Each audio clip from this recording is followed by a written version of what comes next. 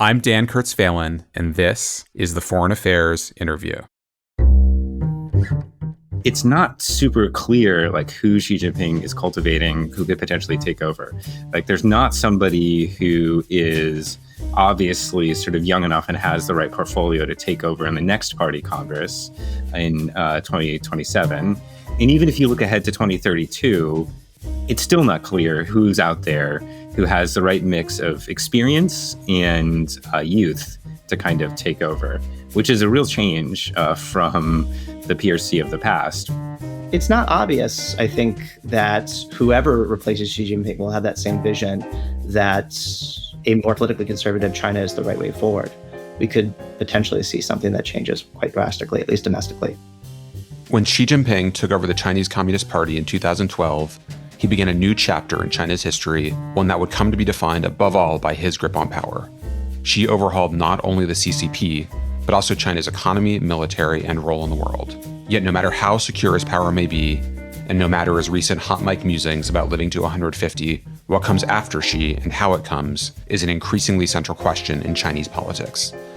As the political scientists Tyler Jost and Daniel Mattingly wrote recently in Foreign Affairs, for any authoritarian regime, political succession is a moment of peril, and for all its strengths, the CCP is no exception. And that's not just a risk for the future. The uncertainty and the jockeying that the succession question spurs is already starting to shape China's present. To Jost and Mattingly, there's more at stake than just the matter of who will follow Xi. They note that the drama created by a struggle over the succession is unlikely to stay inside China's borders. They joined Deputy Editor Chloe Fox to discuss the nature of Xi's rule, his attempt to define his legacy, and what that will mean for China in the coming months, years, and decades.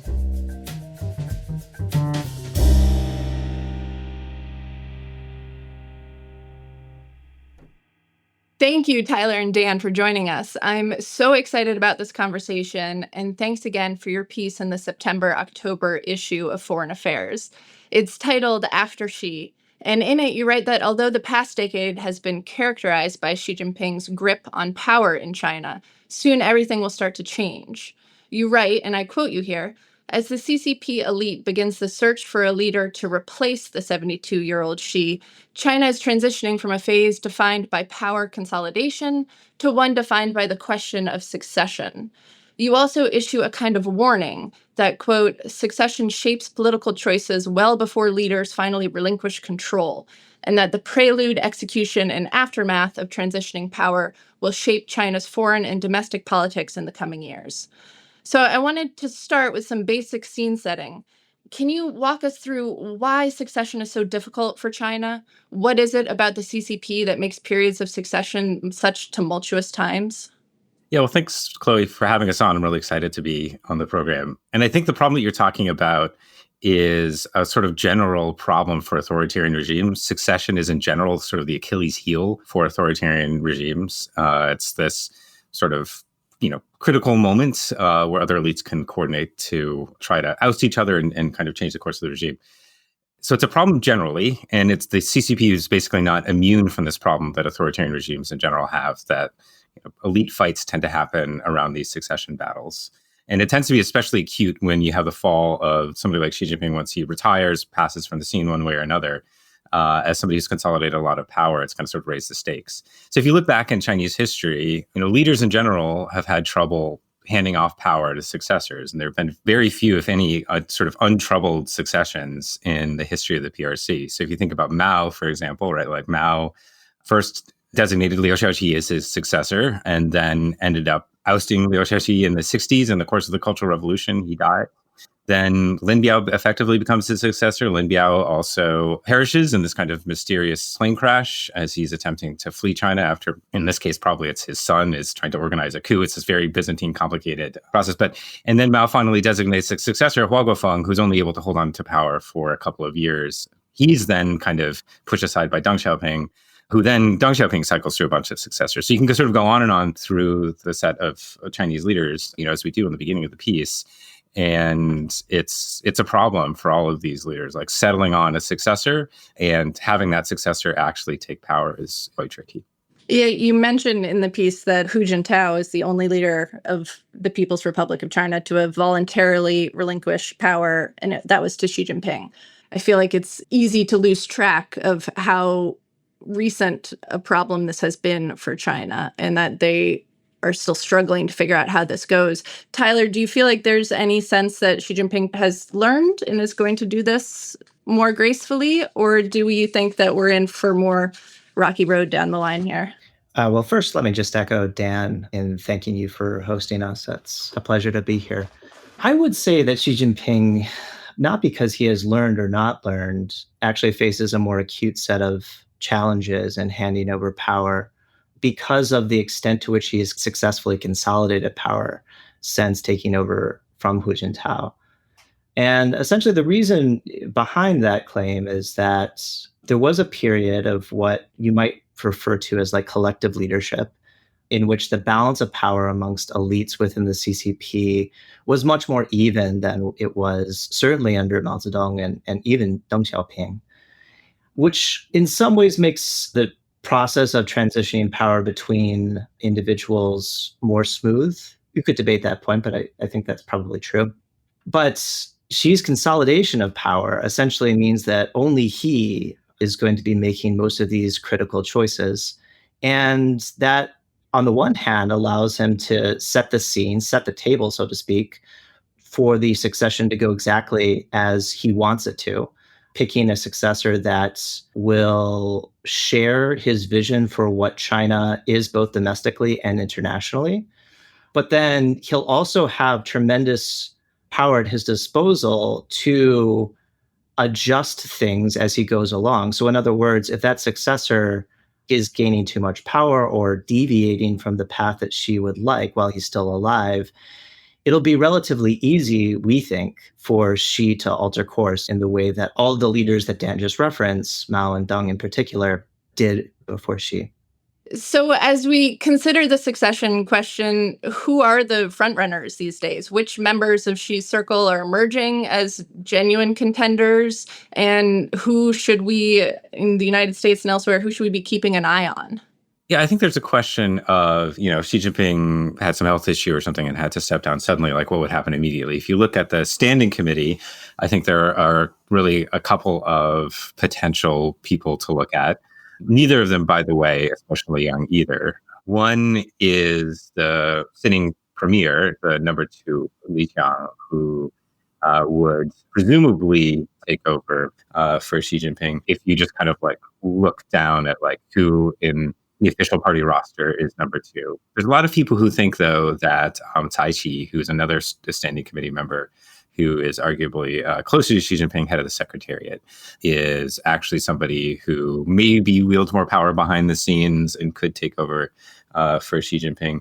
But, neither of these men is young enough to kind of take over for Xi Jinping in a typical succession scenario for the party, which, for the last couple of leaders has involved designating a leader who is in his early 60s by the time that he takes over. Both of these men are kind of too old to take on that role. So as a potential successor in the broader Politburo is Chen Jining. Chen Jining is the party secretary of Shanghai, which, by the way, is the role that Xi Jinping had when he joined the Politburo. It was also the role that Jiang Zemin had when he joined the Politburo. So there's a history of party leaders from Shanghai going on to become the top leader.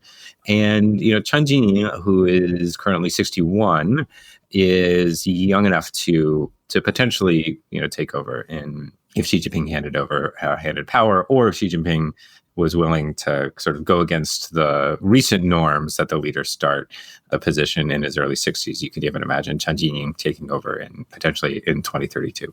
That brings me to what I have been wanting to ask you guys.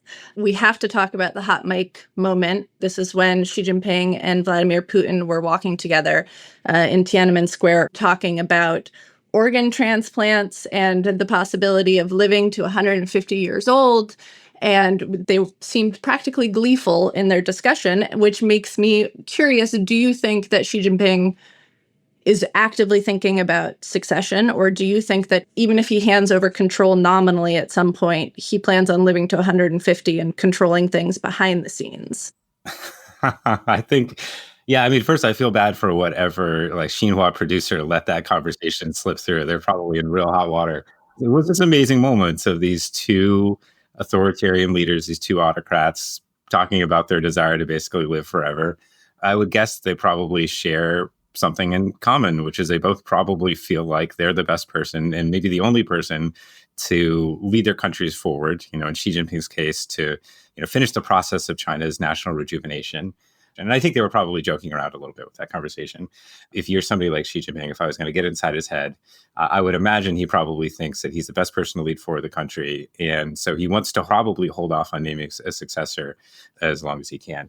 And I think if you look at the kind of roster that he's built below himself, and this is really like Xi Jinping's leadership right now, it's clear that he hasn't yet taken steps to cultivate a clear successor.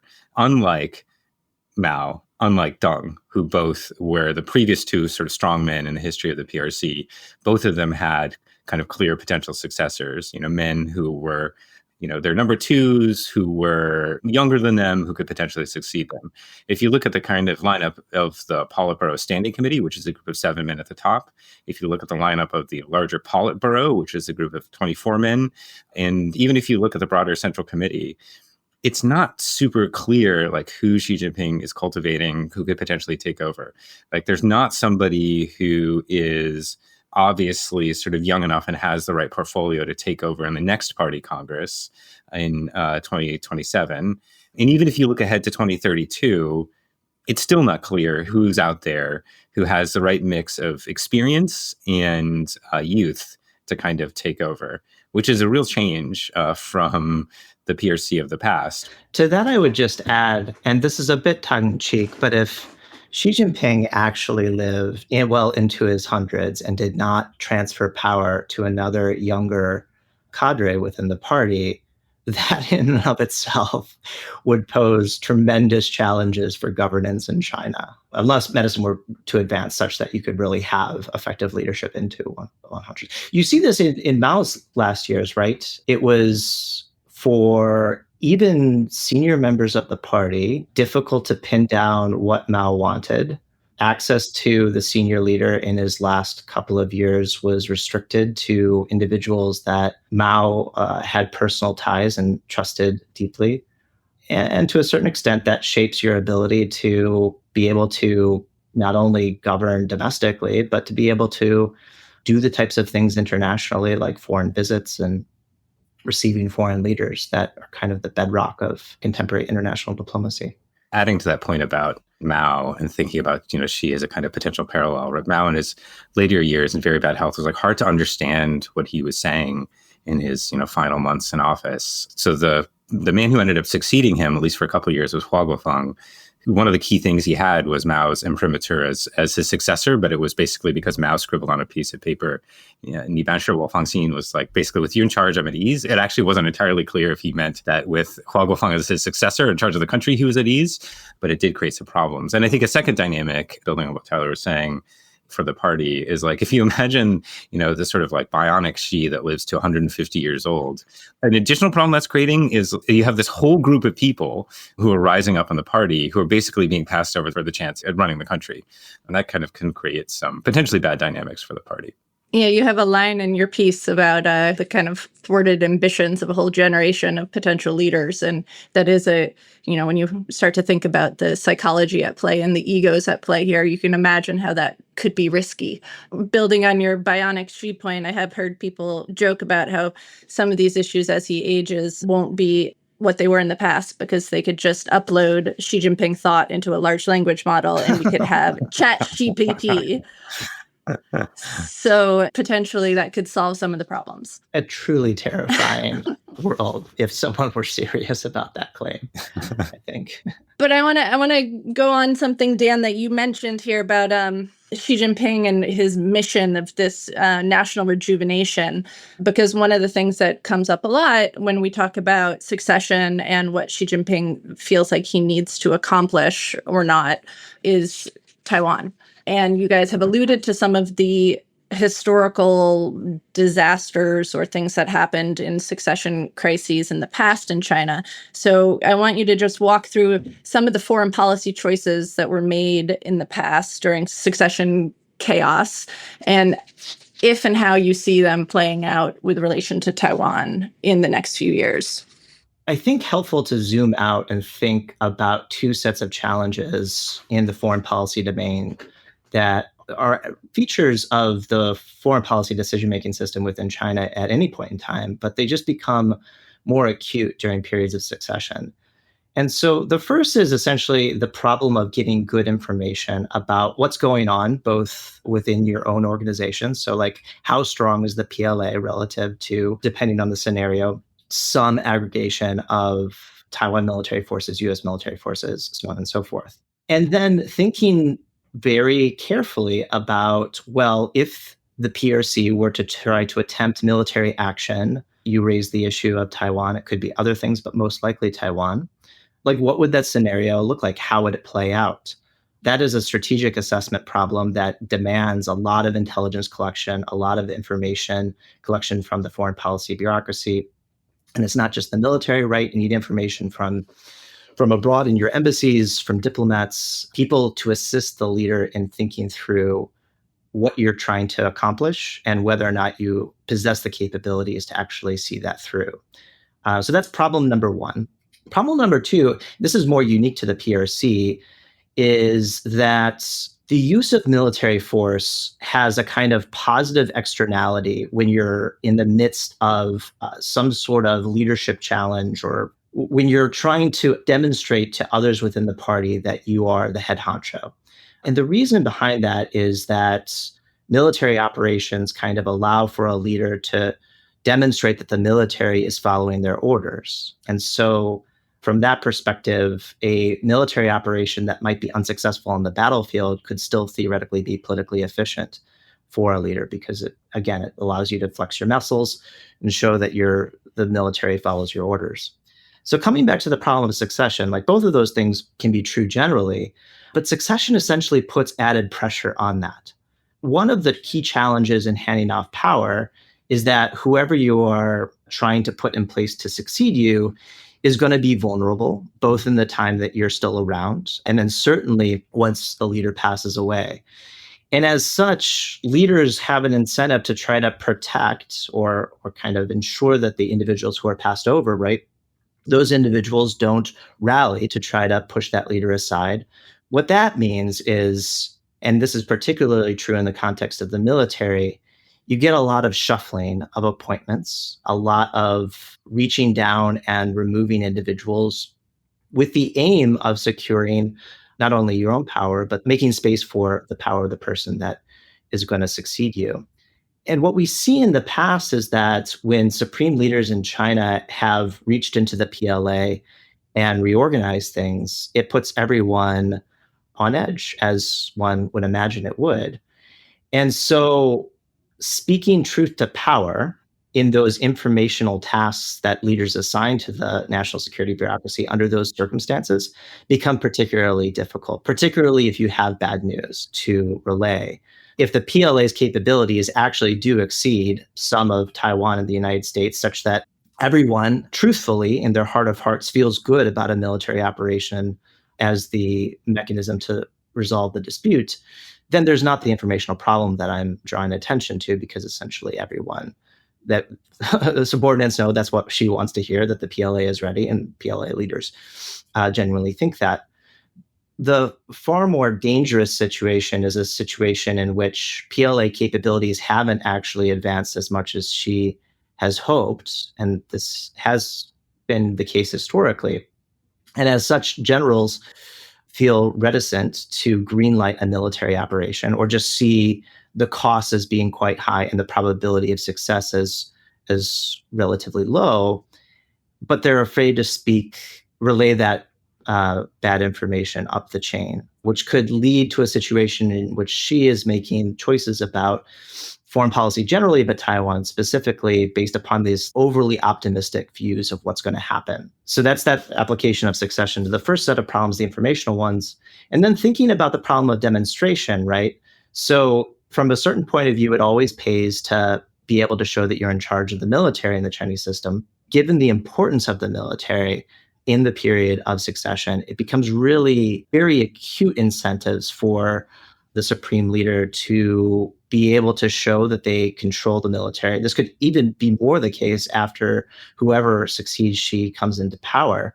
So if they're thinking about a potential Taiwan scenario and they're sort of on the fence, let's say the information and the intelligence comes back and it's like, 60-40 about whether it will succeed at some level of cost. And whoever takes over that's not quite what they would like to hear before greenlighting something. The costs geopolitically, internationally, that China would pay for such an operations could be outweighed, at least in part, at the margins by the positive political externality of showing who's boss within the domestic political scene. So that's how I would think about it. Dan, can you pick up on that last point that Tyler made? Because that's more or less what happened in 1979 when China invaded Vietnam, isn't it? And the Sino-Vietnamese War was, correct me if I'm wrong, it was the last hot conflict that China was involved in. And it happened in the midst of the long succession struggle that followed Mao's death, right? Yeah, that was China's last kind of major military operation. So there's one interpretation of the reasons why Deng Xiaoping entered this conflict in Vietnam was that it had at least was partly to do with domestic politics and elite politics. So like the conflict that China fought in Vietnam, like the lead up to that was at the end of 1978. And the end of 1978 is also the period in which Deng Xiaoping is trying to push aside Hua Guofeng. Sorry, Hua Guofeng again is Mao's successor, this kind of relatively weak leader who comes in after Mao.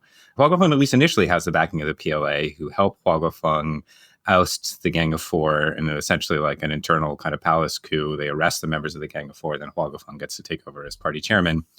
Hua Guofeng is there for a couple of years, but Deng Xiaoping, who has much more prestige and influence in the PLA, starts to sort of gradually accumulate more power.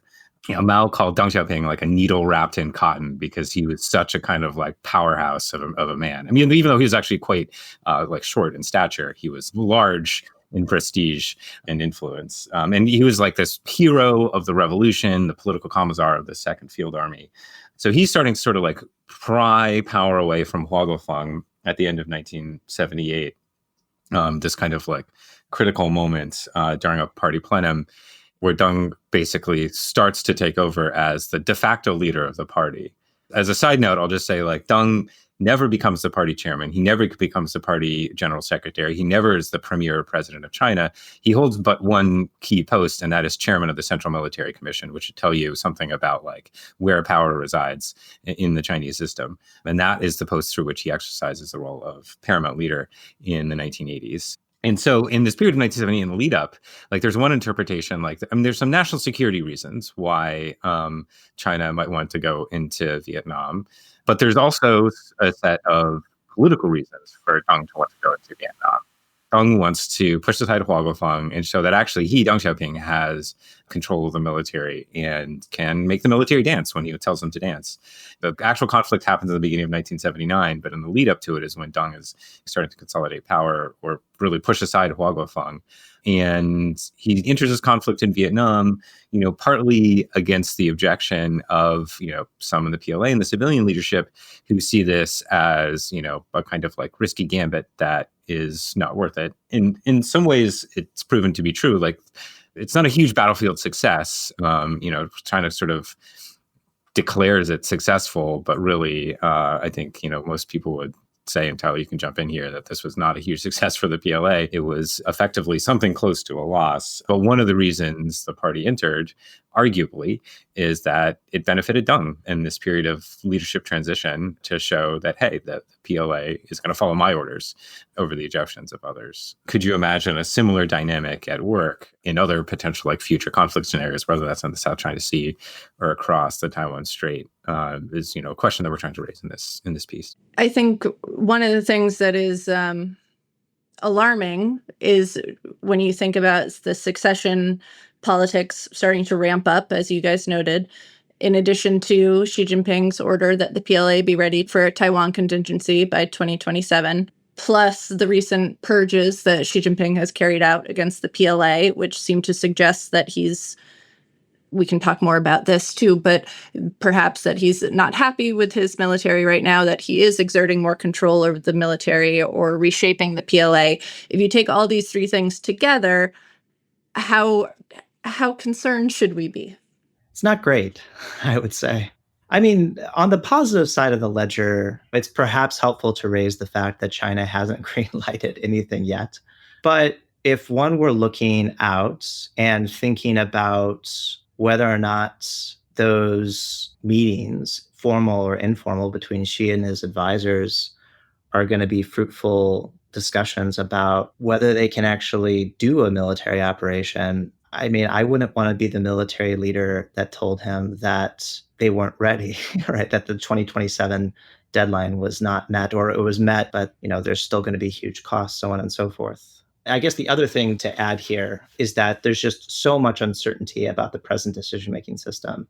One of the benefits of looking historically to events like the 79 Sino-Vietnamese War or things that happened during other succession periods like the Sino-Soviet border conflict, so on and so forth, is that we can really see much more clearly into the chain of events that led up to things, the information flows, who might have in the past provided half-hearted assessments or withheld what they were truly thinking at a given moment in time. Just building off of that, I'll say that, Chloe, you raised the recent purges, which are, I think, remarkable and worth talking about, just in general, but also in connection with their piece, right? You have He Weidong, the vice chairman of the Central Military Commission, Miao Hua, a member of the Central Military Commission. You have two ministers of defense who've been taken down in these purges. And it's pretty remarkable to see this happen. It is something that we really haven't seen maybe since the Deng era, or you could even reach back to the Mao era, maybe, depending on how you define how wide-ranging this is. And so I think there are a couple things here that I think might make me, I suppose, less pessimistic in the short run about any kind of Taiwan contingency, and make me think that maybe there are reasons that Xi Jinping wouldn't, in the short run, trust his military. The first is, if you think about these purges, I think there's probably two dynamics at work. I think one is probably ongoing corruption. If you think about, there was a set of purges in the rocket force that happened. There might have been a number of things here, but I think probably one of the more plausible explanations for this is corruption in procurement and the lack of readiness in the rocket force, maybe also, again, as a result of corruption or incompetence that made Xi Jinping dissatisfied with the rocket force. When it comes to some of these other purges, particularly, I think the most kind of intriguing ones are Miao Hua and He Weidong being taken off the Central Military Commission. These are people who are tied to Xi Jinping. They both knew Xi Jinping almost certainly in Fujian and Zhejiang when Xi Jinping was a local leader. They were group army leaders at the time. And so I think there are a couple of things at work. Both of them really are kind of related to elite politics and succession. We don't know what happened with them, but I think there's kind of two explanations that I think are the most plausible. The first is that I think there's some evidence that Miao Hua was trying to empire build within the PLA and kind of create a Miao Hua faction. And maybe he thought this was okay, because maybe he thought a Miao Hua faction is also a Xi Jinping faction. But it does seem to be the case that people who served under Miao Hua were being promoted at higher rates than other people. I think that's suggestive that he was kind of trying to empire build in a way that Xi Jinping might not have liked. One, because it probably degrades military readiness. Two, because factionalism in the PLA is maybe also bad for elite politics.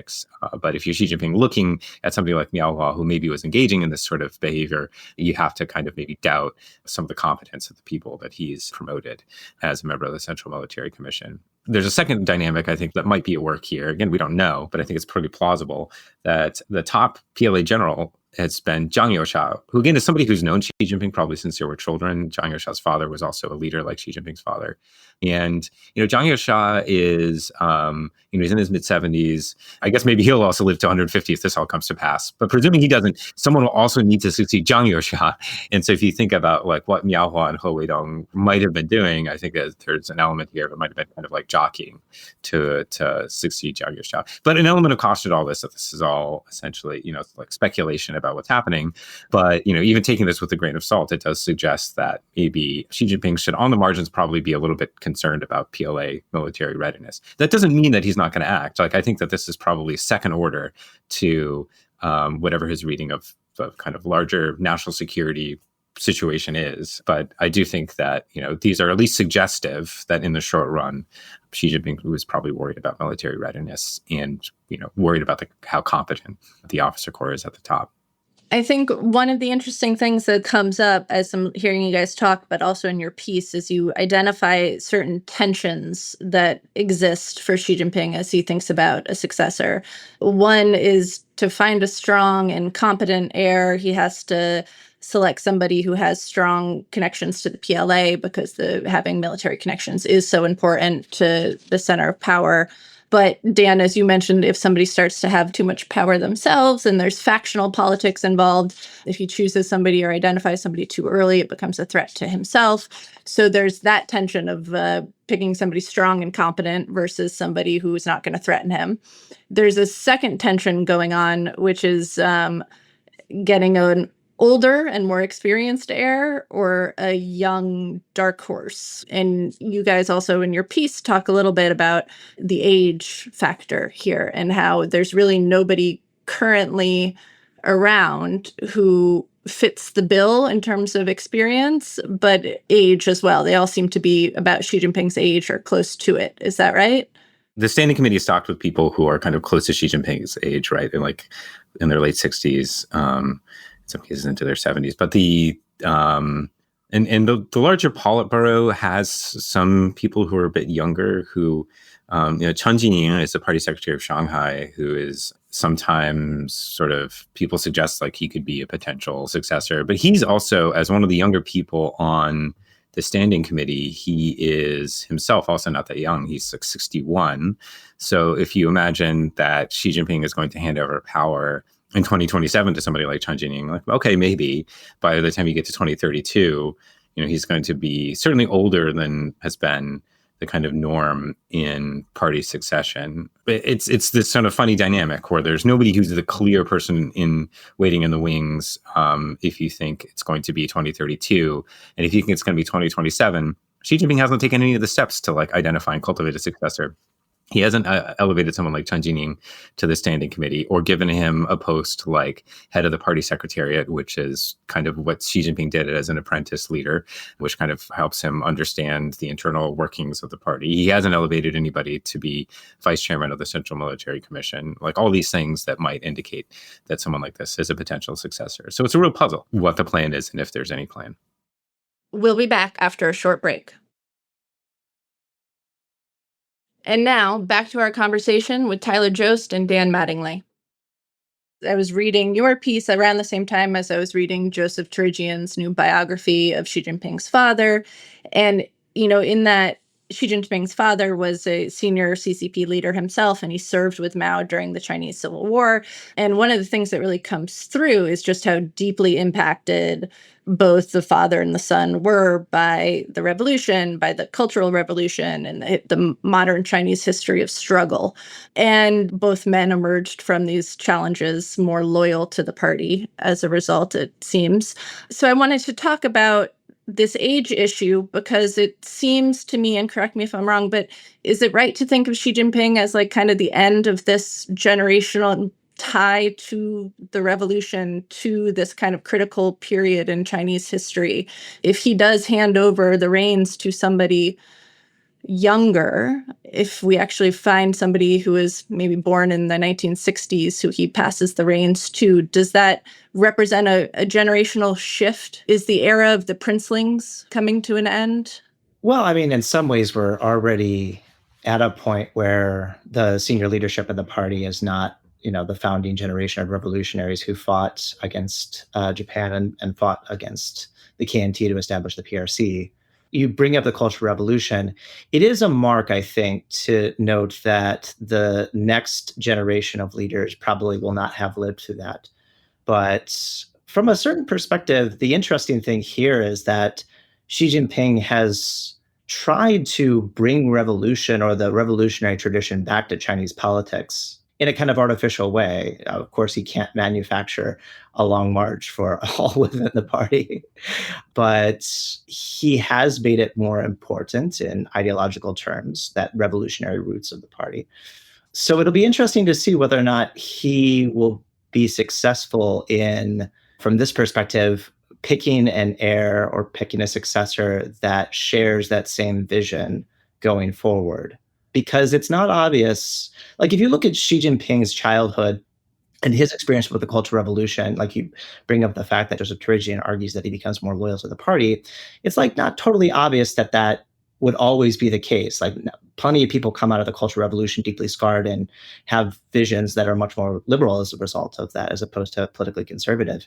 And so it's not obvious, I think, that whoever replaces Xi Jinping will have that same vision that a more politically conservative China is the right way forward. We could potentially see something that changes quite drastically, at least domestically. I want to pick up on that last thread of thinking about the potential ideology of Xi Jinping's successor. I mean, so there's a question of like, who is Xi Jinping and what his ideology? I mean, I think if you spend a lot of time reading some of the Xi Jinping ideology books, it's not a fun time reading those books. But I do think that there is a consistent vision. Like, yes, it's kind of turgid. No, Xi Jinping is not as creative a political theorist as Mao was, for all of Mao's terrible flaws. He's not the poet that Mao was, but he does, I think, have a vision for China, and it's a more, in the Chinese sense, leftist vision for what China should be. It's a country that is more socially conservative, but crucially, it's also a country where the state has a larger role in the economy and the market has a somewhat smaller role in the economy than predecessors. I mean, he's not talking about taking China all the way back to the mid-1960s, but it is definitely a change in direction from the reform era. And he's also, of course, advocating for this process of, the great rejuvenation of the Chinese nation. So I do think that there is a kind of ideology there. I do think it's a to the left ideology that borrows from, among other things, like the New Left in China. I think Xi Jinping is also taking a page from his former, now incarcerated political rival, Bo Xilai, who was kind of part of the succession mess of 2012 when Xi Jinping took power. I do think that, like, if Xi Jinping picks a successor, if the past is any guide, I would think that he's going to want to pick a successor whose political vision is closer to his own. And the trick with that is that it's hard to know, like, once you have relinquished power or once you go to meet Marx, as they say, will the successor actually follow through on this? And this partly explains a lot of the dynamics of like cycling through successors of, Mao, and also arguably Deng Xiaoping. Is like Mao was like never satisfied with Liu Xiaoqi, and like he just thought like Liu Xiaoqi was like too conservative and not radical enough. Deng cycled through two successors, both of whom he felt like were not basically hardline off on politics. He felt like they were too liberal, too accommodating to student protesters. So he pushed aside two successors for that reason. Xi Jinping hasn't done that because he hasn't identified or cultivated potential successors, but I wouldn't be surprised if he wants to try to pick somebody who's close to him ideologically. And you're right, though, that like anybody he picks, just biographically, right, this generation that are the sons and daughters of this founding generation, that generation now is starting to retire. So, but I don't think that means that the princelings are gone. I think we're just talking now about the grandchildren. I don't think this will necessarily disappear in Chinese politics. I just think, as with all things, it will take on a new form. You reference 1989 in Tiananmen multiple times in your piece in Foreign Affairs, and I hadn't fully appreciated the sudden death of the liberal leader Hu Yaobang, who might have succeeded Deng Xiaoping, galvanized protesters, you're right, because with his death, the protesters saw a more liberal future for China slipping from their grasp.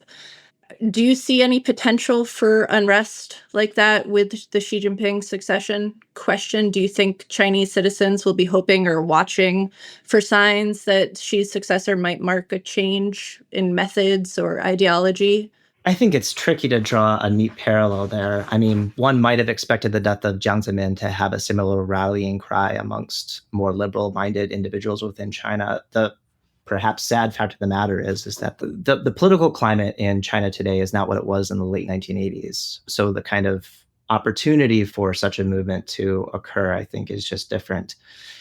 And then the second is just the kind of decisions that the party has made regarding surveillance of society has made it such that I think it would be incredibly difficult to organize even around some sort of political event that might genuinely stir up emotions or galvanize people to think about, well, something's slipping away from us. But on the other hand, like Chinese history is infinitely unpredictable. So things happen that surprise everyone. And so, of course, you can't rule it out. It's just, I think, difficult to draw a clean parallel to the events of 1989. Yeah, I agree. I mean, I think we shouldn't be, naive about the strength of the Chinese Communist Party, the strength of the surveillance apparatus, the strength of the security state in China. I do think that with Jiang Zemin's passing, right, Xi Jinping, of course, is still alive and still in control of the system. I do think there will be a moment of peril for the party after he retires or passes away, really, because I think as long as Xi Jinping is alive, he's going to continue to be probably the most powerful person in China. I mean, it's hard to say, but even if he retires, it's going to be hard for him to fully relinquish power. But after he's gone, in a similar way to after Mao's gone, it's not that hard to imagine there being discussion and conflicts at the top over the future direction of the country in ways that can then spill out potentially in public. And those are the real dangerous moments for authoritarian regimes, is when you have elite disagreement over the future of the country, elite disagreement over who's going to be in power, and that then spills over into public. And so I think one way to think about 1989 and some of these other movements across other authoritarian regimes is they're, partially about elite politics spilling into public in ways that then become difficult to manage. Because if you imagine a scenario where you have a leader, but who's pretty weak, and a rival who's stronger, who then has maybe incentives to allow or encourage there to be some kind of political opening or protest to happen, or in a way that just kind of makes it hard for the security services to know what to do. You can imagine an elite spill like that potentially over the policy direction of the country, leading to some kind of moment. But as Tyler says, these things are quite difficult to predict. It's not necessarily the case that the person who succeeds Xi Jinping is more likely to be kind of ideologically close to Xi Jinping. And I do think it's also probably true that the party has such a strong tendency towards not opening up politically, having learned the lesson of the Soviet Union with glasnost and perestroika. Your piece also contains a bit of a warning for the United States to not meddle. You say Washington might be tempted to intervene or exploit the chaos around Xi Jinping's succession, but you advise against it because it would probably backfire. Why is that? What's the worst that can happen? Well, I think there's 2 points. One, it could backfire, but 2, it's just unlikely to succeed. And there's probably a third point too, which is that U.S. insight into the contemporary factional battles within the Politburo, the U.S. just has limited insight into who they would or how they would try to manipulate this. The way it would backfire, of course, is that there is a long historical tradition within the PRC that sees countries like the United States as intervening in domestic political affairs, hostile foreign influence, so on and so forth, or hostile foreign forces, pardon me. But part of that is manufactured for domestic political purposes, but I think that part of that is genuinely felt amongst the leadership. And so as the United States and China are trying to navigate this very, increasingly tense geopolitical relationship, one of the things that can undermine a stable relationship, or potentially even a more productive relationship on certain issues, is this sense that the United States is trying to interfere with what China perceives to be its domestic internal affairs. And so the catch for decision makers in Washington, of course, is that the moments that lie ahead will make it seem like the costs of intervening to get whatever the United States would prefer the outcome of the elite power struggle to be, those costs will be perceived as decreasing, right? Because it will look like there's potentially tension within the party. If it does spill over into a public setting, it's much easier to get to protesters as opposed to individuals high up within the party. So from a certain point of view, it could be easy to conclude that now is the moment that the United States should try to intervene to push China in a direction that would be more in accordance with either U.S. preferences or U.S. values. Our sense is that it's really easy to underestimate just how difficult that will be. And it's easy to underestimate the cost that will have to maintaining good geopolitical relations at a bilateral level, right? If the United States and China want to maintain a steady course, that has more or less been the case since around 2023, halfway through 2023, intervening in China's domestic political affairs, particularly perhaps the thorniest political question, the question of succession, would have real costs in international terms. Dan, anything to add? Yeah, I agree. I mean, it would be folly to try to intervene. I don't think that the U.S. could do anything. And I think if the U.S. did try to do anything, as Tyler said, it would just feed into, I think, a perception in the Chinese leadership that the US is constantly trying to, meddle in Chinese politics in ways that violate Chinese sovereignty, but are just ineffective. So I don't see any gain for the US attempting to do anything like that. And just to kind of close off an earlier line of conversation too, like every time this has happened, each of the succession kind of battles have been involved some drama. Like the last one in 2012 was in some ways the smoothest succession. The Deng succession was frustrated by, in 1889, he gradually hands off power. Jiang Zemin handing off power to Hu Jintao. Jiang kind of kneecaps Hu Jintao by not giving him the post of military leader, only kind of gradually relinquishing that role. But then last time was the Bo Xilai incident, which, as listeners will probably remember, was this extremely lurid tale of a Politburo member's wife committing murder. Bo Xilai then tries to kind of like cover it up.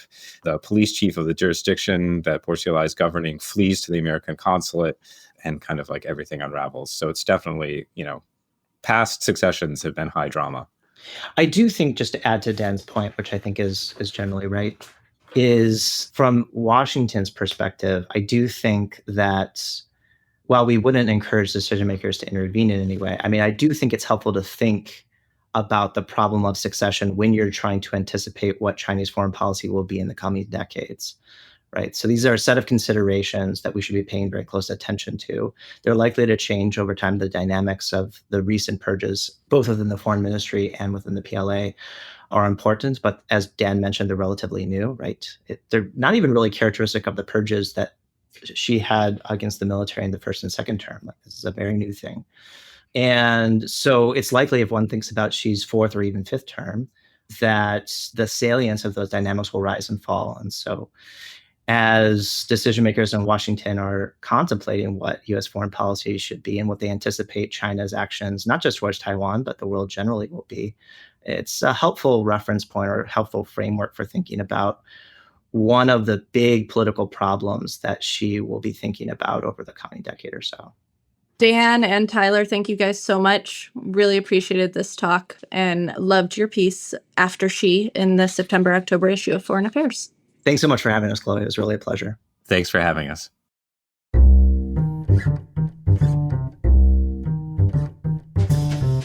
Thank you for listening. You can find the articles that we discussed on today's show at foreignaffairs.com. This episode of the Foreign Affairs Interview was produced by Ben Metzner, Ashley Wood, Rose Kohler, and Kanish Tharoor. Our audio engineer is Todd Yeager. Original music is by Robin Hilton. Special thanks as well to Arena Hogan. Make sure you subscribe to the show wherever you listen to podcasts. And if you like what you heard, please take a minute to rate and review it. We release a new show every Thursday. Thanks again for tuning in.